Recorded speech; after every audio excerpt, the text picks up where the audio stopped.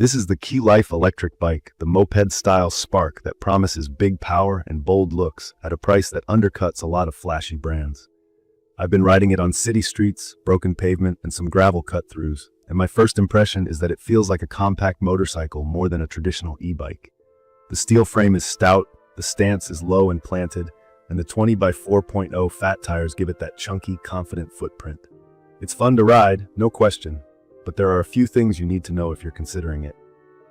Setup was quick, but not light. The box is heavy, and the bike itself is around 101 pounds. It arrived about 90% assembled, and with the included tools and a setup video, I had it rolling in roughly half an hour. From my experience, you should do a full pre-ride check before your first spin. I found a couple of factory-tightened bolts that needed a snug, especially on the front wheel. That's normal on value-oriented e-bikes, but it matters more here because the bike is fast and heavy. Key features that influenced my purchase were the 1500-watt peak motor, the dual suspension, the removable 48-volt 13R UL2849 certified battery, and the center color LCD. The motor has real punch. It pulls strong off the line and climbs without a fuss. Out of the box, it tops out around 28 miles per hour. There is an unlock to 35 miles per hour by holding the right brake and full throttle while pressing the power button to start the display, waiting a few seconds, then releasing. In my opinion, that extra speed makes sense only if you have the space, the safety gear, and local rules allow it. The chassis feels stable at speed, but the stopping system is where the spec sheet and the real ride don't fully match. The brakes are mechanical discs and they're marketed as motorcycle grade, but the feel doesn't back that up. I bedded the pads in, centered the calipers, and adjusted cable tension. They still squealed, and more importantly, the emergency stopping power wasn't where I wanted it for a 100+ pound bike that can push 30+ miles per hour. I had a couple of moments that reminded me to keep extra distance in traffic. From my experience, this is the first upgrade to plan. Quality hydraulic brakes with larger rotors if the frame and mounts allow. It transforms confidence and shortens stopping distance. Until then, ride it like a heavy moped and give yourself room. The ride quality is the opposite story. The dual suspension and 4-inch wide tires do work. Fat tires just means they're wider than normal, with more air volume to add cushion and grip, especially on loose or uneven surfaces. The suspension smooths out potholes and gravel better than I expected for this price. I can roll over patched city seams and root-buckled paths without getting bounced around. The seat has that low front, higher rear vibe, so you sit in the bike. Comfort is solid for medium rides. I did change the pedals early because the stock ones felt small, and in tight turns, my knees could nudge the bars. Wider, grippier pedals, plus a quick handlebar angle tweak solved it for me. Let's talk assist and controls. The Spark uses a cadence sensor, which means it detects that you're pedaling rather than how hard you're pushing. There's a small delay, about a half turn of the cranks, before the motor kicks in. If you're new, that can feel odd on a hill start. A quick blip of throttle helps get you moving, then the pedal assist takes over. The LCD is bright and easy to read. Speed, assist level, and power draw are clear. The battery meter, though, can jump around under load.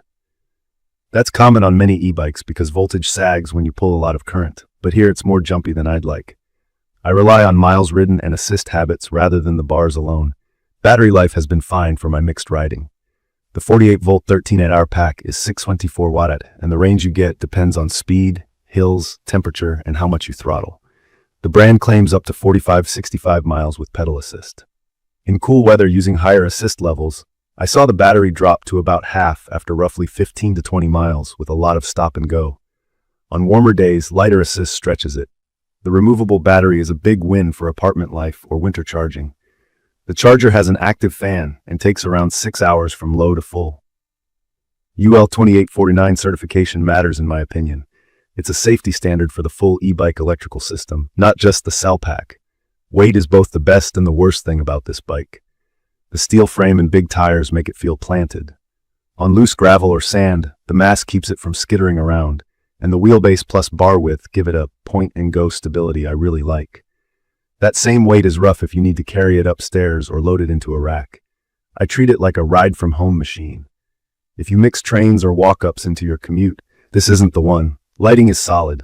The headlight is bright with a wide beam and the rear lights punch through at dusk. I prefer aftermarket mirrors for situational awareness, and I'd call that another early add-on. The included 7-speed drivetrain works as expected.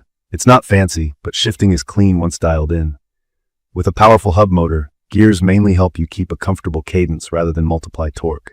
From my experience, quality control is mixed. The frame, welds, and core hardware look and feel good. Small things, loose bolts from the factory, the jumpy battery readout, squealy brakes, tell me the value is packed into motor, frame, and suspension, not into refined finishing. I also saw conflicting motor numbers online, with some listings calling it 750-watt peak and others 1500-watt peak. What I rode behaves like a high-peak setup with strong surge and hill pull, closer to the 1500-watt claim. I'd confirm specs with the seller you buy from so you get the version you expect. It's perfect for riders who want a moped-style e-bike with serious punch and are comfortable doing a few upgrades. If you have ground floor storage, want a plush ride on rough streets, and like the feel of a small moto more than a bicycle, this checks those boxes. I'd recommend this for tinkerers and confident riders who will budget for hydraulic brakes and maybe better pedals and mirrors right away. If you need something light, commuter-friendly, and maintenance-free, this won't be your favorite. The weight, the brake tuning, and the assist lag on starts will get old fast in that use case. In my opinion, the value proposition is honest. Big motor fun, cushy suspension, and tough looks at a fair price, offset by a braking system that doesn't match the speed and heft, a heavy chassis, and some rough edges in electronics. None of that ruins the ride, but it means you should go in with eyes open and a small upgrade plan. In conclusion, I've had a blast ripping around on the Qlife Spark. The power and comfort won me over, and the platform has good bones. I'm keeping it, but I've treated brakes and basic setup as must-do steps, not optional tweaks. If that approach fits how you like to ride and wrench, this bike delivers a lot of smile per mile. I will update specific information about the Qlife Electric Bike in the comments. Don't forget to catch my next video.